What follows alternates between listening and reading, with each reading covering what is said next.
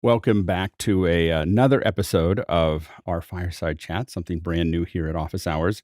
And I'm really excited to have David Pogue on the show today. With a career spanning over 3 decades, David is an acclaimed technology and science writer, television host, and a public speaker, among many, many other things. I have followed David's work from the very, very early days. And one of the things that I think really sets him apart is his incredible ability to break down complex subjects from a very wide variety of backgrounds and make them something that everyone can understand. And really make that a lot of fun to watch. Currently, David is a full-time correspondent for CBS News Sunday Morning, a show that I've actually watched for decades. So I was really excited to have him on. David, so good to have you here on the show. Pleasure to join you.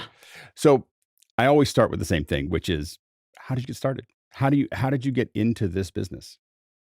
It was never the plan. That much I can say.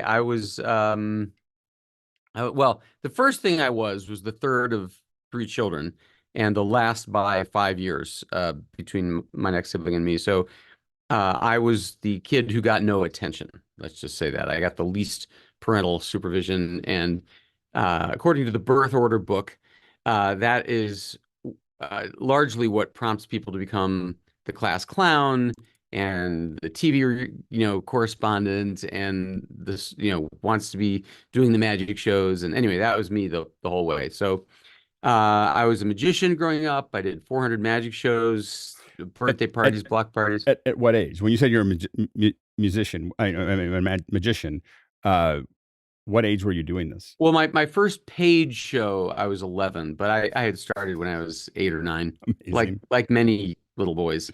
Right. And so, but as I went to high school, I got more and more into music. I was writing children's shows for the Cleveland Playhouse Youth Theater. I was writing songs for our high school choir. So I was pretty sure music was going to be it for me. I was a music major in college, and then I went to New York and I became a Broadway conductor. And I was the musical director or arranger for shows, played in the orchestra pits of some shows. And what instruments did you play?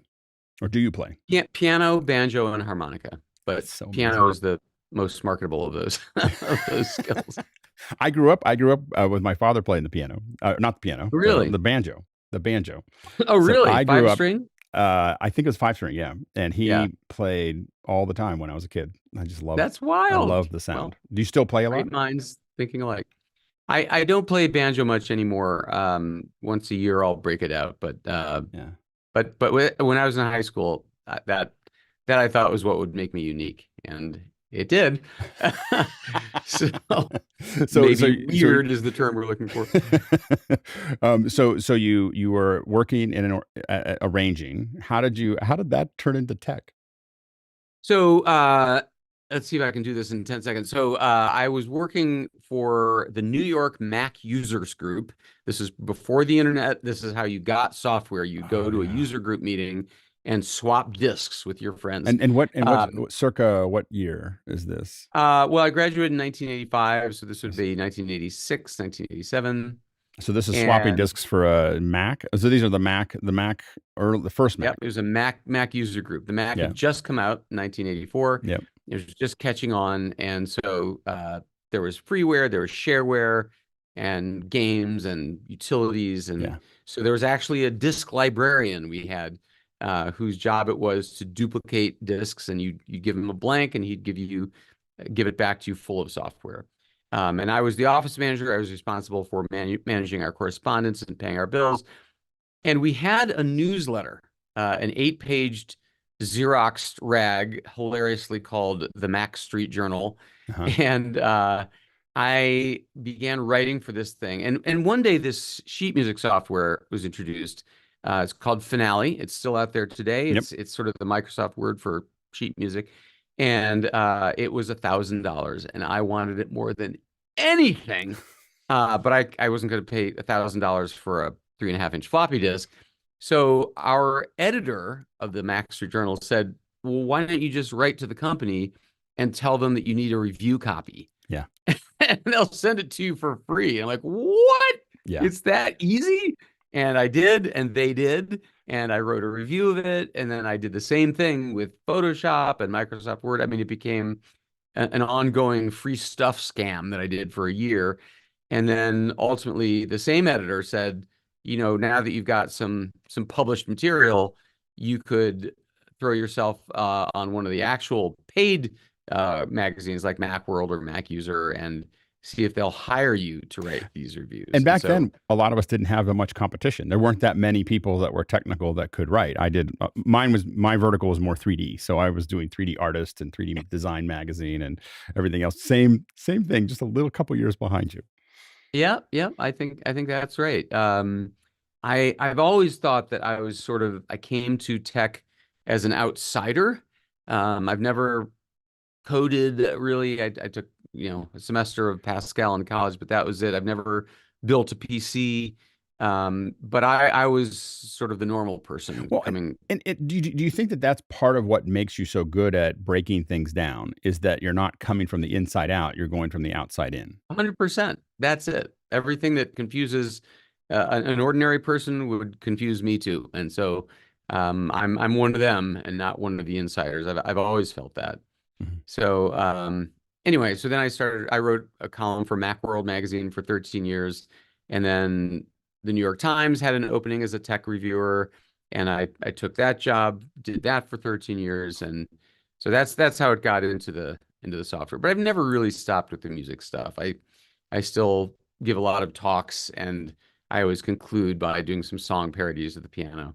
So What I and keep my so toe in it. and what do you play on when you do those? Well, I just say if you want me to do my song parodies, you need to arrange to have an electric keyboard for me. They supply it. And So we're a bunch of techies here, so I'm going to ask you, what is your preferred keyboard? I mean, I like I'll take a weighted, wooden keyed Yamaha any day. But I mean, typically they'll find a Casio in some teenager's room and supply that for me. Or if I'm at a college, it might be an actual acoustic piano, which is always great. I did a talk last week at Rensselaer Polytechnic uh, College, and they had incredible like Steinway Grand. So Yeah, it was pretty amazing. But yeah. I'll play whatever they got. And then, their takeoffs, like Steve Jobs going, "Don't cry for me, Cupertino," like little parody things. And It's great. that's a little dessert for these talks. Now, how did you move from writing into television? While I was writing the tech column for the Times, this show, CBS Sunday Morning, came a calling, and they wondered if the Times would loan me to do one story one time about the then remarkable new invention called the digital camera. It was Well, when was that? 2002, And what camera and was what's it? oh no, the concept Oh, the of concept of digital camera. Okay. this to our viewers was a brand new Right. category of machine, and what are the pros and cons, and what do you need to do to get into it, and stuff like that. So I did and originally the assignment was for it to be sort of an essay where it's a black background and it's just a camera on me and I just talk to the camera for 2 minutes. But I had this great producer, Doug Smith, who said, "No, no, no, we should go out there and field produce this. You should take pictures of the waves and the seagulls and the boats and really make the story come alive." So we did that story, and it was we all had a great time. It was very successful in introducing the audience to this tech, and so they asked me to do another one. So for a few years, I was sort of the tech guy for CBS Sunday Morning, and then over time, to their credit, they widened my purview, and today I'm allowed to pitch anything I want. I've done politics, I've done geopolitical stuff, I've done a lot of climate, a lot of science, Broadway, musicians. Um, it's the best gig in television for sure. It seems like it. It seems well, it definitely seems like you're having a lot of fun and you're able to just kind of experiment with not only what you're talking about, but how you're talking about it. That's true. It is shameful what I get away with. I mean, I'll sing, I'll do stories in poetry, in rhyme. I do this annual thing called Techno Claus, which is suggested Christmas gifts in the tech field, and I dress up as Santa and do it all in rhyme. And for some reason, I do it in a Brooklyn accent. It just started 15 years ago when I began this, and I've never been able to let it go. And I frequently do my own animations too. I've often and I have a green screen set up here in the house over the garage. And I'll very often when I'm doing these explainer stories, I did an explainer on the supply chain and explainer on the debt ceiling, and I'll shoot big chunks of that in front of the green screen, and I create a sort of virtual whiteboard where animations and graphics are explaining my point. Now, are you And doing the I animation or graphics, or is that someone at Sunday yeah, no, morning? I do all that too. Yeah, What, we do have a graphics expert, and if it's super complex, he'll do it. But I like to do my own.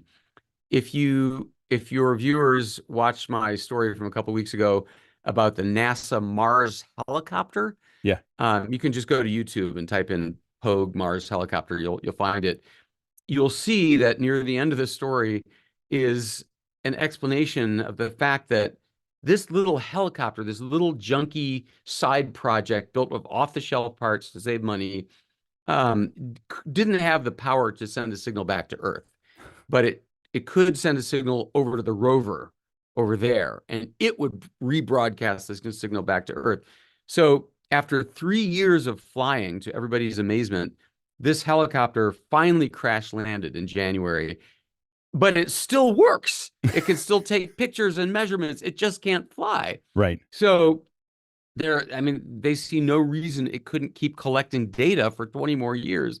Wow. It's like this little thing that wouldn't die, but we won't get the pictures and data until we go there in person. Oh, And the reason is that the rover has other things to do. So it's going right. to It's have to busy. drive out of range, leaving this helicopter to quietly collect data that nobody will see for years. And so I needed an animation of how Right. the rover is a relay station for the helicopter. So I Mhm. made little radio waves going from the helicopter to the rover, and then big waves coming out of the rover back to Earth. And then I showed the rover driving away. To do that, I had to teach myself motion, the Apple Yeah. I'm very animation familiar with program. motion. Yeah. Yeah, and I managed to master that much of it in a day. Yeah. And so if you look at that video, that animation of the rover driving away with its little radio signals, that was all me. Now, what do you normally use for the animations if you're not using motion? I do my video stuff in Final Cut, Uh-huh. and I mean it's got a lot of stuff built in that you can use. I mean, it's got keyframing, and you can do, opacity, scale, angle, all that stuff built right in. That's great. We have, if you're watching, you can ask questions. You'll see a little QR code down below me here, and you can ask those questions and throw them in, and we'll ask David as they come in. We've got one question here from Paul Buchanan, and Paul asks. He said, "You've been a part of the journalism community for many years. How has it changed in your eyes? What do you miss, and what are you glad to see change?" Oh, that's a very cool question.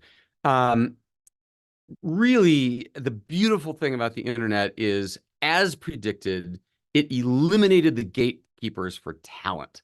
So you don't need a record company, you don't need a newspaper, you don't need a book publisher. If you're any good, you will find your audience and become successful. So look at YouTube, look at how many people on Instagram, TikTok make a full-time living just by being good and entertaining and clever and informative. And that's as it should be. That's the greatest thing in the world. I love watching, Marquez Brownlee or, any of the science YouTubers become successful just by making tech and science super easy to understand and Yeah. clearly presented. The downside, I would say, is that the technologies have also put a lot of industries and people out of business. So, for example, I used to make most of my income from computer books. I wrote 7 of the blah blah blah for dummies books, Right. and then I started my own series in 1999 called the Missing Manual series, like iPhone, the Missing Manual, and I did 120 of those. And now they don't publish those anymore. It's just like when people need tech help, they Google it or they go to YouTube. Yeah. So, and every day, I still get email from mostly older people saying, "Hey, how come you haven't done a book about the latest Mac operating system?" And it's because nobody's buying them, dude. Yeah. It's amazing. A lot of times I find myself first going to YouTube and looking for videos very quickly to try to find how to do something. And a lot of times I just have it all open on a screen and I'm sitting there working and just searching and working and searching. And I really learned that from my kids. My daughter learned how to play the keyboard with no lessons, like, literally just learned how to play by watching. And she has her iPad sitting over top of her keyboard and she sits there and hits play. It's not even like, the funny thing is, I'm like, oh, that's too hard because it's too many stops and starts and you have to move it around. Not for her. She just keeps Nope. moving back and forth and learning how to play and moving back and forth. And it's an amazing thing. Now it's, have you been playing much with Chat GPT? Oh, man. These days, I earn my living from giving talks on artificial intelligence. I mean, everybody wants to know. And the ChatGPT part of that talk, by the way, is over in the first 5 minutes. It's because we've gone so far beyond text prompts to produce text. I mean, Oh yeah. you can drop in an audio file and it'll make a music video. You can give it a photograph and it will produce audio to go with that bird picture, whatever. And as we now know, we have text to video, which is going to change everything. And this thing is, I mean, we're 1 year into the Yeah. AI, generative AI. 1 year. Everyone's like, this is the end of democracy. This is the end of trust. And I'm like, well, maybe, but it's just way too early. Like, we Yeah. haven't passed any laws yet. There's going to be regulations. There's going to be guardrails. There are lawsuits. Hey, OpenAI, you took my books. You took our newspapers to feed your machine learning algorithm. You didn't pay me. So the pushback has not even begun on all this stuff. But there's no question that it's going to wipe the floor with many, many, many professions. I got a call from one of my daughter's college classmates yesterday. He he said, "I really want to be a writer. Do you have any advice for me?" And I'm like, "Oh my God. Do you have any other possibilities, like any other choices?" Because I mean, maybe I'm going to be okay for the rest of my career. Maybe my writing is distinctive enough, but maybe not. I mean, you can Yeah. you can say, ask ChatGPT, write the script for a CBS Sunday morning story about how the Electoral College works in the style of David Pogue, Yeah. and it'll do it. That's, and I find that because it's the average of all of us, I always find that what it writes is kind of average.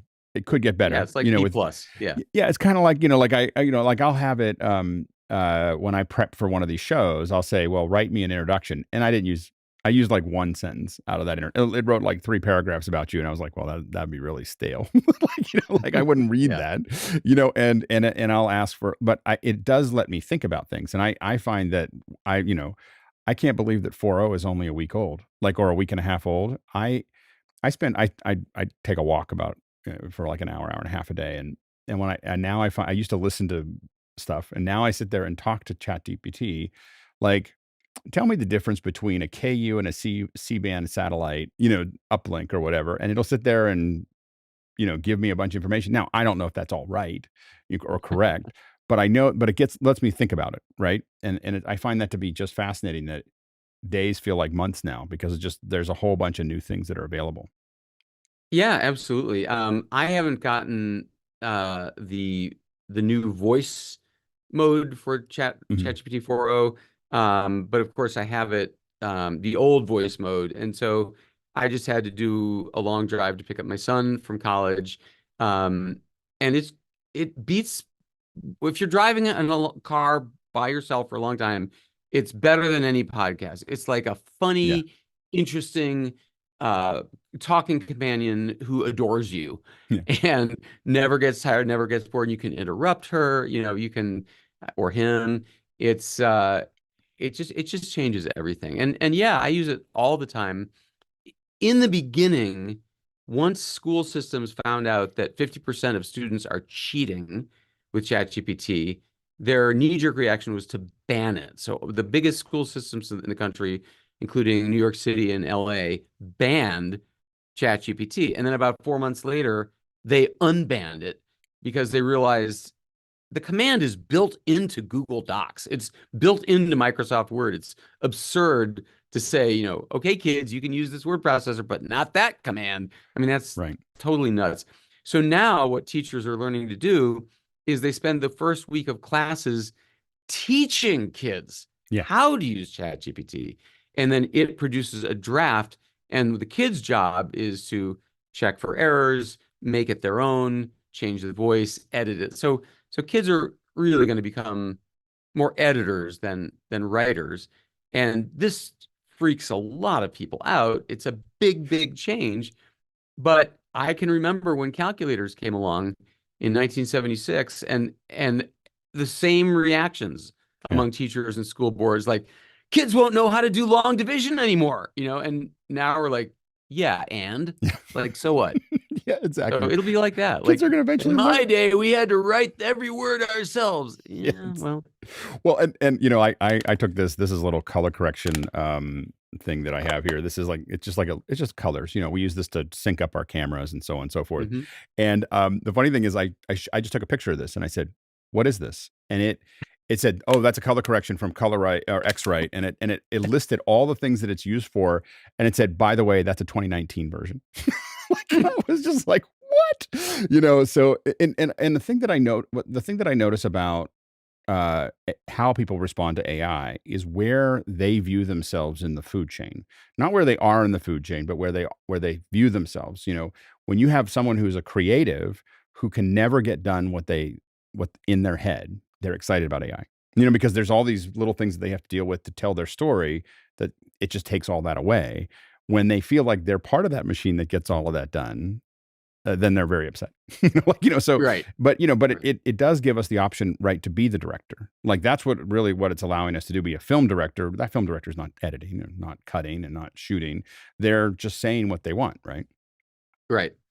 Yeah, and we talk a lot about the generative stuff, writing words for you, composing songs for you, making art for you.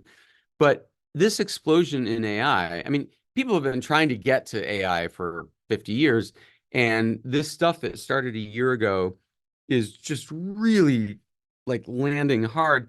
I was watching a Nova special the other day about a medical experiment. They took 58,000 CT scans of healthy lungs and fed it to this machine learning algorithm. And then 5 years later, they scanned those same people and fed it to the machine learning algorithm again. At that point, a certain percentage of them had developed lung cancer, and you could see it on their scans. So the instructions they gave to the algorithm was learn to tell if somebody is going to get lung cancer by looking at their healthy scan Yeah. before they have it. And, it does 90% accuracy. It works. And they interviewed the oncologist. He had on the screen behind him on the light board, he had a clean scan and a cancerous scan from a certain patient. And you could see the difference. And he said, on the clean scan, there's nothing.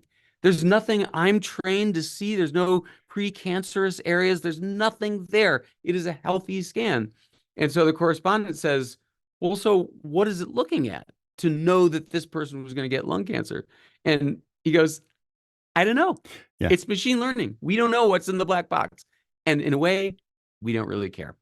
And Like that's the now that's the we that's the can fr- save lives. We can get those people scanned more frequently if the AI says you're probably going to get it. and the thing that you start asking it things like I not nearly as moving as that is that I needed to figure out where to do some concerts and stuff like that. I do production, and I said, tell me the top 20 markets to do a rock concert, and it just gave them to me, and I said, and why? And it would list every city. This is a big college town. This is this. This is this. This is this, and it's just an incredible. And I look at like the data that some of us have given to Apple. You have this anonymized data of your health. And to your point, I can see a moment in the future where it can see what your heart is doing 6 months before a heart attack. And it's something that, because you have something on your wrist all the time and because you're sending that data, it can go, hey, you should probably get a checkup. And it's not Well, data that anyone else would be looking for. you're right. And you probably know about the atrial fibrillation thing. That's a huge win for the Apple Watch and the Fitbits. Atrial fibrillation is the most common heart rhythm problem in the world. Yeah. It in fact affects something like 5% of us, and it's where your heart, instead of beating regularly, it starts spasming. Yeah. And the problem is it's intermittent, right? So you can be tested for it in the doctor's office, but if it's not spasming right now, the doctor's not going to pick it up. Yeah. So these things, as you say, are always listening and always watching.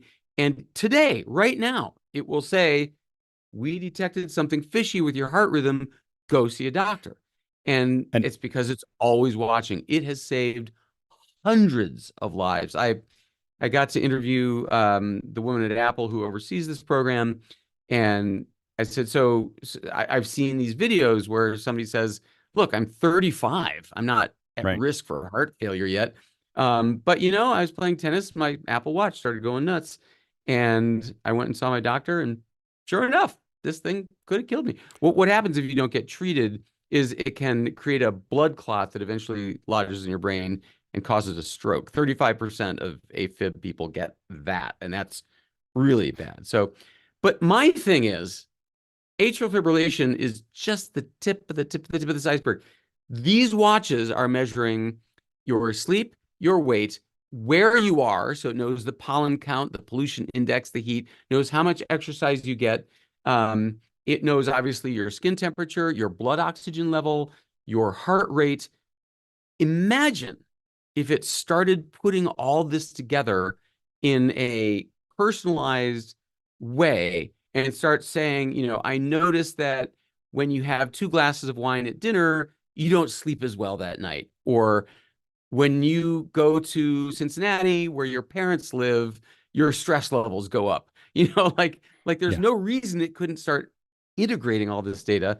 Um, the only reason they haven't started doing that yet is that they right now have more data than they have software to parse it.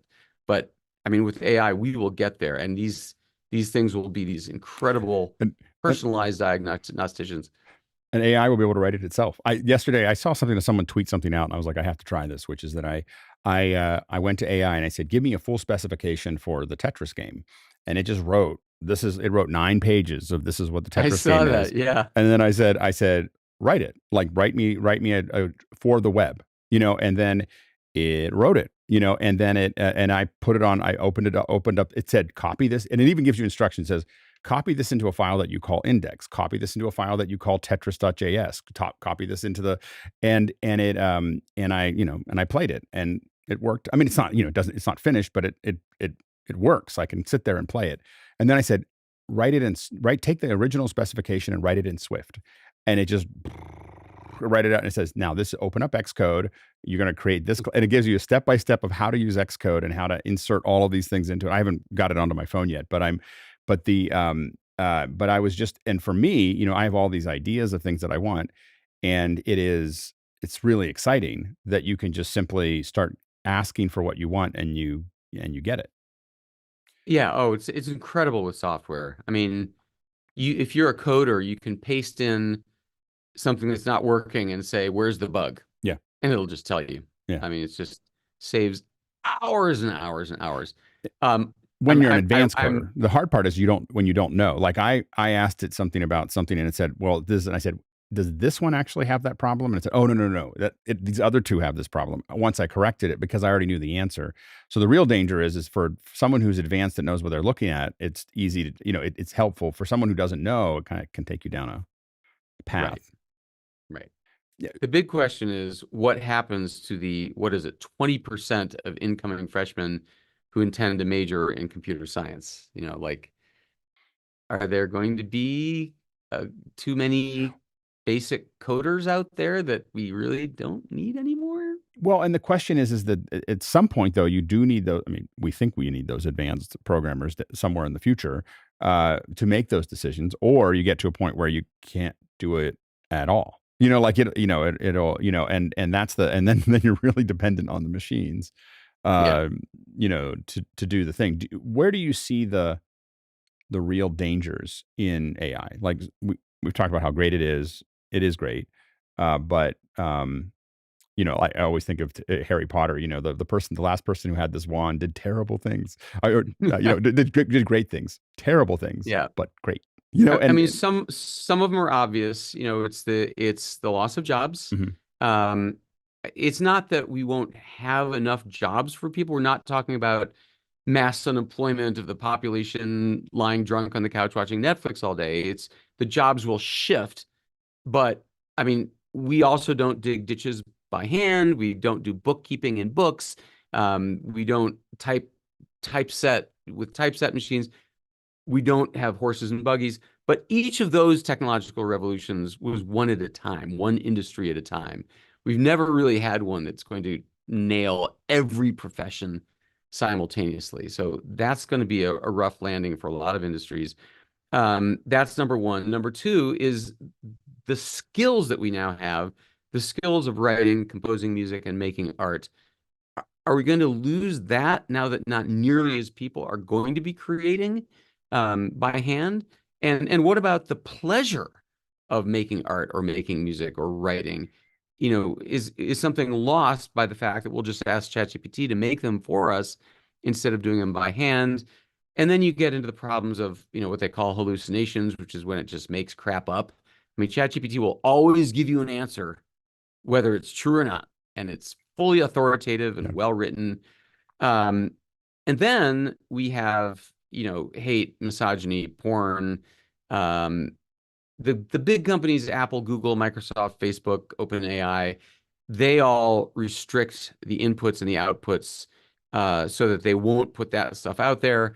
But not all the companies feel that way. They're especially overseas. Some of the smaller startups right, don't put those restrictions. I remembered I interviewed the now deposed CEO of Stability Diffusion, and he said, "Why should we filter that stuff out? Like, you can make a naked woman in Photoshop today, and no one's blocking that software. This just makes it quicker and easier. Why should we unelected officials be the ones to stop you?" So there is that worry. And then there are some worries that we're not really paying a lot of attention to yet.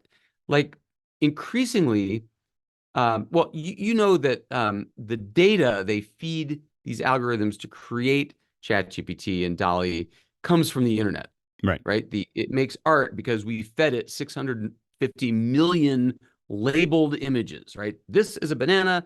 It is yellow. It is curved. It's a food. Next, and on and on and on. So increasingly, the data that it's feeding in is stuff that AI generated in the first place. So Spotify is now right, overrun with fake music created by fake artists. Amazon is just riddled with AI generated books by fake authors, just spam farms hoping to make money. And increasingly, what ChatGPT produces as answers to your questions is stuff that was initially regurgitated by ChatGPT itself. right, So over time, if you start like eating your own poop like that, your sense of bias, your sense of accuracy. For example, if you ask ChatGPT a question and it says something you're not sure you can trust, what do? You go and you Google it. right. But now Google is going to be producing as answers the same lies that ChatGPT pumped out in the first place. So I think these are some of the real worries that we need to start addressing soon. Do you think that there's a point where we start to have, let's say, online societies, whatever the next version of social media is, that is very biometric? Like, we don't serve those kind here. Like, that people want to talk to other people. So I'm not sure I know what you mean. So when in Star Wars where they walk into the bar and the two droids walk in and goes, we don't serve those kinds here. Do we think that Yeah. there'll be some places where that's a biometric where you can look at you have to look at your phone to get in, like to get into the network. And, you have to prove that you're a person to be there so that every person you're talking to had to do that to get in. It may not be impervious, but it would be dramatically change the number of bots, the number of other things. Do you think that there gets to a point where we want to have humans around and want to exclude the bots to some degree so that we have some level of I don't know, what you call trust. I mean, I don't know how many humans we trust either, but I mean, I definitely like the idea. mhm, If such a thing could happen in a way that's not easily foolable, yeah, I'd be all for that because the bot thing, the AI thing is yeah. I mean, it's going to get nuts. One thing I'm amazed at, I mean, I assume that your listeners and viewers know about deep fakes. These are Yeah. computer generated videos of real people saying things that they never really said. And for years, the prediction is, well, this is the end of trust. This is the end of reality. This is the end of elections and democracy and reporting, because how will you ever know what somebody really said? Because, like, for years, Microsoft and Intel spent millions of dollars trying to write deepfake detection algorithms Right. that would tell you this is a fake computer generated video. They gave up. They don't Right. do that anymore because the deepfakes are so good. There's no possible Well, way to tell. in some ways, though, shouldn't we be thinking about? I always get it. I mean, I've worked in this business for a long time. You have too. I have a pretty limited trust of what I see. If I see something that looks outrageous, I immediately start researching around it because, I've worked in this industry long enough. I've been the one, I know where the bodies are. I have the shovels. Like Yeah. like I did that, where if I know that if I take my camera and make it a little higher, it's going to look like the crowd's a lot bigger than it actually is. If I make it a little lower and use a wide angle lens, it's not a lie, it's not the truth either. Right. And so Right. I think that, I think there's some healthy, distrust that we might be building towards what we see because of that. Well, that's actually right where I was going with this. What's so interesting about the terror of deepfakes ruining democracy is that this will be the third presidential election that we've had where deepfakes have been a threat. Now they're in 4K and pristine, but there hasn't been one. There's tens of thousands of deepfakes, but they're always labeled deepfake. Like, look what I can do. But Mhm. no one has ever created in the United States a deepfake that fooled people. Right. I mean, there was that thing a couple of years ago with Nancy Pelosi where somebody slowed the video down to make her appear drunk. That's not really a computer generated deepfake. But even so, what was the headline? Was the headline Nancy Pelosi drunk? No. The headline was somebody tried to make Nancy Pelosi look drunk. And it's the same thing with these deepfakes. I've seen a couple articles. One was in the Times today pointing out that the reason it hasn't happened is because if a video of Trump or Biden came out saying, I like to have sex with sheep, Mhm. the first thing you would do is not say, oh my gosh, that's terrible. What the first thing you do is like, oh my God, somebody tried to do a deepfake, Right. right? You would immediately, as to your point, you look for another video recording from another camera in the crowd. You would try to get the context of the longer interview, whatever. So if it is a shocking enough statement that it would change anybody's vote, by definition, the first reaction is going to be, oh, that's probably fake. Right. And Right. that's probably why we haven't had any of those things. There have been a couple isolated instances in India and Moldova where somebody did actually try to fool people with a deep fake in an election, but for some reason, it hasn't happened here yet. It's not good enough yet. And what do you think of the whole Scarlett Johansson debacle? Well, Sam Altman, the CEO of OpenAI, has said that Her is his favorite movie. That's the Scarlett Which is Johansson pretty movie where dark. she plays what? It's pretty dark. It's a dark It's movie. pretty It's dark. not, Yeah, like yeah, that. That's gonna be your exactly. favorite movie. It's, But I mean, that's exactly what they've built Yeah. with ChatGPT 4.0. I mean, that's exactly what they've built is a bot with personality who adores you and laughs at your jokes and is all knowing and all omniscient.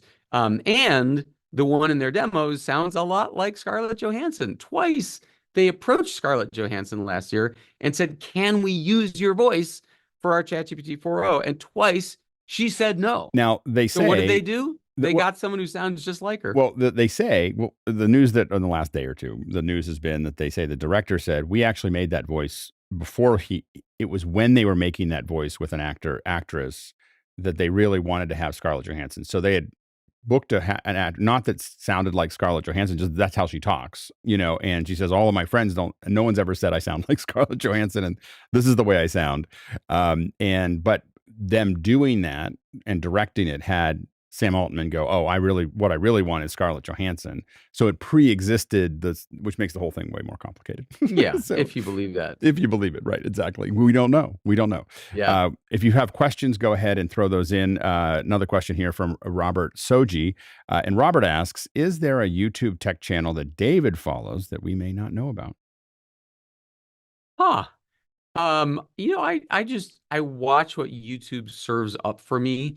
So it's a lot of Marcus Brownlee, and it's a lot of I watch a lot of special effects, like cinema special effects videos. I'm really into that.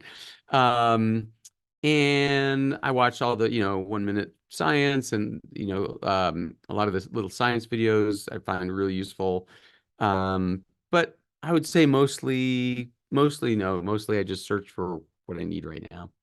Yeah, I think I follow. Have you watched Veritasium at all? Yes, Yeah, Veritasium. Yep, yeah, it's excellent. really, really good. Another question here is we have a question from Dave Kaufman, and Dave asks, "You followed Apple for years, as many of us have.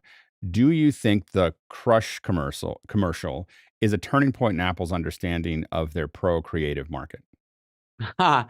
So this is a reference to the ad for the new thinnest ever iPad, where the entire commercial was a giant hydraulic industrial press crushing a table full of creative tools like a guitar and a piano and a paintbrush, and violent negative reaction online. Apple pulled the ad and apologized for it, and is not going to be airing it on TV. To me, it was clear that what they meant was it's a special effect, right? We're going to take all these creative tools and flatten it into the thinnest thing we've ever produced, this iPad. But to many people, it appeared like a metaphor for corporate America crushing the souls of creative people. I can see that too. I think they probably could have done a little more due diligence before they ran that ad. What was your first reaction? I thought it was the former. I thought, oh, they're taking all these creative things Mhm. and compressing it down. And I mean, clearly that was their intention. The funniest thing is, did you see the Samsung commercial? Within 2 days, Oh yeah. Samsung had made a counter commercial where a woman walks into what appears to be the exact same room where the Apple commercial has just taken place. Yeah. There's the hydraulic press, there's the remains of all these crushed splinters, and she picks up a barely holding together guitar and quietly sits back and begins to play.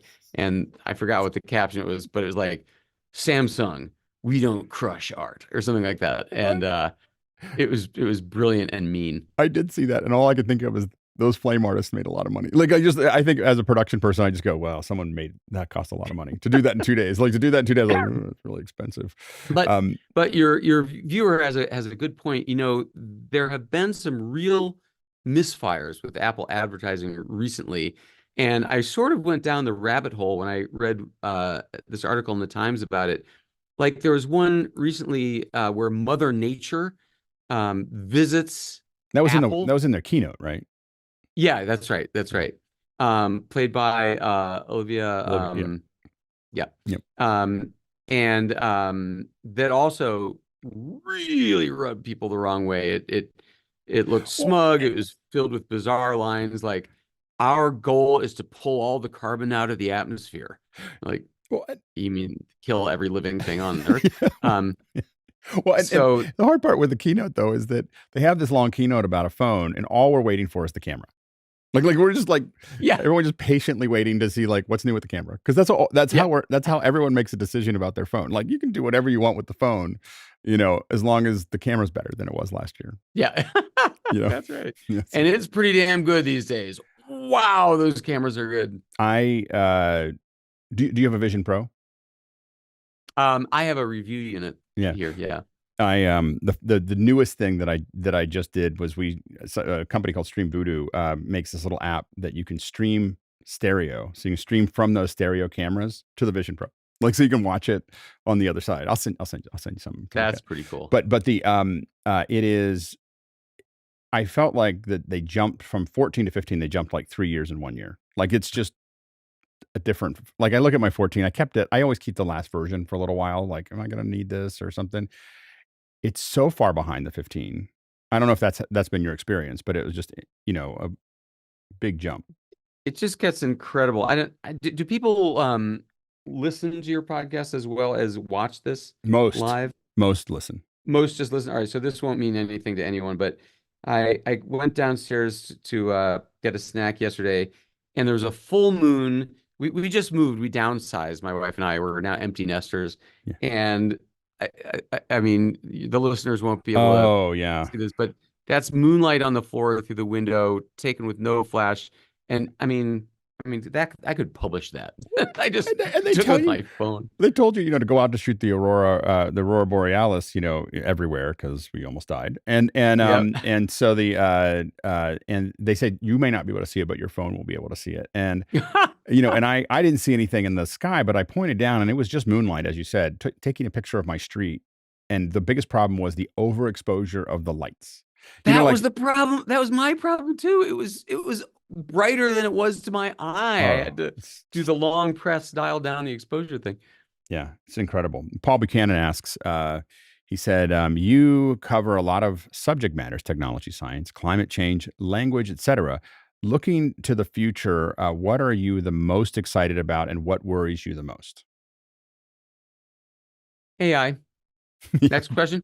Uh, we just no, I talked about mean it. the AI thing. I mean, I could sit here and talk for 48 consecutive hours. The things that I've seen, the things that they're doing, it's just revolutionary, changes the game, gives everybody an even playing field. Um, it's just going to open the doors to creativity and productivity and discovering new talent. And at the same time, as we've talked about, um, there's some really scary things that could result. Fortunately, I mean, I do feel like we're on it. So, for example, with the deepfakes thing, I did a story last year for CBS Sunday Morning about the most incredible program that Microsoft and Adobe independently dreamed up and then realized they were working on the same thing. And they've now teamed up to work on a solution to deepfakes. And listen to how brilliant this is. Instead of trying to tell which pictures and videos are phony, they're going to watermark the pictures and videos that are authentic. This will be stored on the blockchain, so it's not Right. tamperable. Yes, finally, a useful function of the blockchain.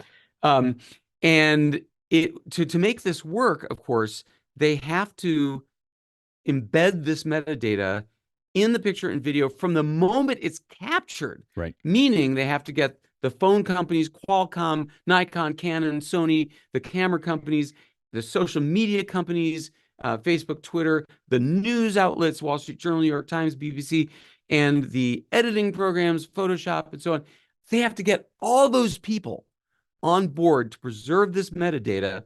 And the idea is if you ever see online a picture or video that you have a question about, you can mouse over it, and in the upper right corner is a tiny icon that says CC. It stands for Content Credentials, which means the full manifest of this piece of media since the day it was captured, who took it, when they took it, where they took it, and you can rewind every edit any of those parties along the line has made to see the way it came out of the camera. And Incredible. So they turned the problem upside down. And as far as I'm concerned, it's foolproof. So if you see something questionable online, you're like, did my presidential candidate really say that? And you move your cursor over it and there's no icon there, then you go, oh, well, this is probably a fake. the question is, Whereas will people care? That's what worries me. that is that right. That's the Achilles heel. Like if you see your your opposing candidate saying, I like to have sex with sheep, you will probably say, uh-huh, I knew it. You won't even look. That's Exactly. exactly right. People will pass. People don't care if it's true or not. It's, You're I right. I do find though the thing that's are true is I all my soups are all chat GPT. Like I make a soup about once a week and I make a lot of it. I make a vat of it. So I just have something to eat for lunch. And I make French onion soup. It's best for the only place that I've had better French onion soup than what ChatGPT told me how to make. Because I said, "You are a 3-star Michelin chef." The key is that first part. Give me a decadent, turns out to be a very important word when you're cooking with ChatGPT. Give me a decadent recipe for French onion soup. And it was like, okay, here you go. And it was hard to make, but it's really good. John asks, he says, "You're a busy guy. Any productivity tools and hacks that help you keep sane?" Oh, wow. Oh man, I am pathetically, embarrassingly hacked when it comes to productivity and efficiency. The little uh text expanders, like I have BC for because and PL for problem and Y for you and T for the and YR for your. I have hundreds of those. I've been building up these things since, you know, the 80s. And at this point, I type maybe an eighth of the characters that you see in the finished work. I mean, if I go to your computer, I can't type anything. Like I'm so used to the muscle memory. So I do that. I am macroed to the hilt. I mean, every app I open is a keystroke. Um, I just every one of these efficiency savers requires you to learn it Right. and requires you to teach the macro and troubleshoot, but I always find that it's worth it. I use for the Mac, I use a program called Keyboard Maestro Mhm. that automates repetitive, long series of tasks.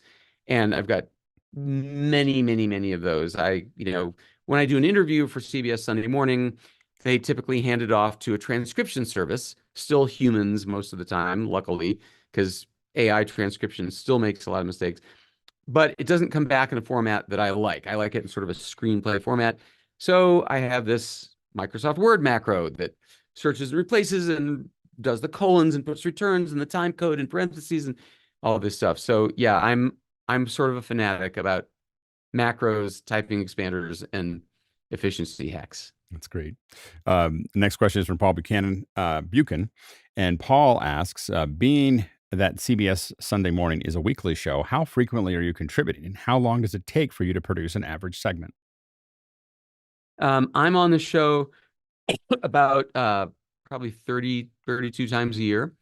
And the stories are they're long, they can be 6, 7, 8, 9 minutes long, which is another reason it's the greatest job at TV. The evening news guys hate us, I get 45 seconds, typically we shoot these things anywhere from, I mean, I sometimes they're crash stories, meaning like I had to do on the campus protests that it was assigned on Wednesday to air that Sunday, 4 days later. So that involved 3 interviews in 3 different states and writing the script on the flight home, and an editor who stayed up all night. So it can be that. And I also have stories that have been waiting to air for a year, that they're just waiting for the right show for the right time to air that story. So it varies very wildly depending on the time of year and what the story is. And it starts with you have an idea, you pitch them, but you don't really, it sounds like you don't have to pitch very hard. No, if you feel passionately, they'll say, okay, go do it. I'd say half the time they pitch me, and it's always optional. I can say yes or no. And then if they and I agree that we're going to do this story, then they assign me a producer, and they have these incredibly good producers, like 25 of them, who just know the market, know how to find the right experts. They do all the booking, they do all the logistics, they get the crew, they make the travel. I mean, I make my own travel plans, but they arrange for the equipment and the people. And then they take the recordings and they upload it to our server and get the transcription done. And then they oversee the edit.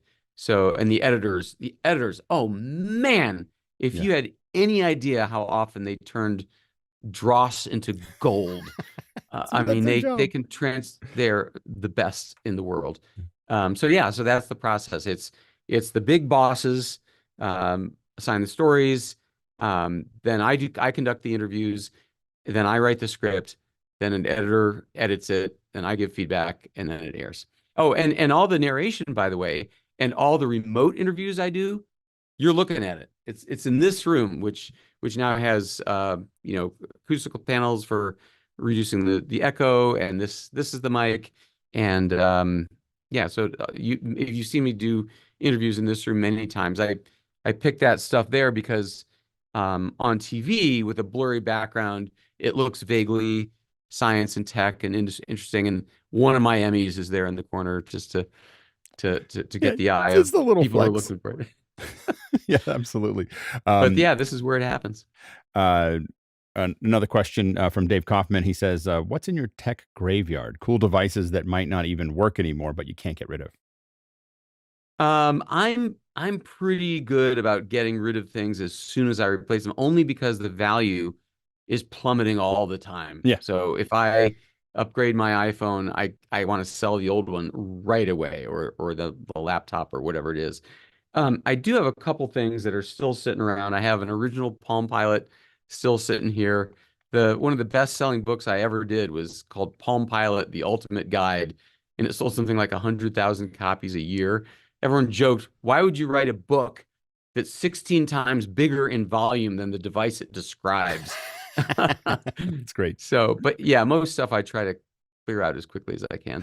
I've got this little iPhone. It's not quite the first one, but it's like I think it's Oh, second one or something like that. It's that mine. baby's worth something. Oh yeah, then it's mine. I bought this one from and but it's I always like to do this. Like this is where it started. When you think something isn't going to work, like you see the Apple Vision Pro or something, you go, oh, no one's going to use that. I'm like, remember, this is what this used to look like, and Yep, it's, yep, it's that's come a right. little way. It David, has. David, thank you so much for your time. Oh, my pleasure. It's just super fun. Yeah, it was really, really fun talking to you. And um, when is your next episode? This Sunday or the next Sunday? Next one I think is for June 9th. It's a really cool story about the Internet Archive, the Wayback Machine.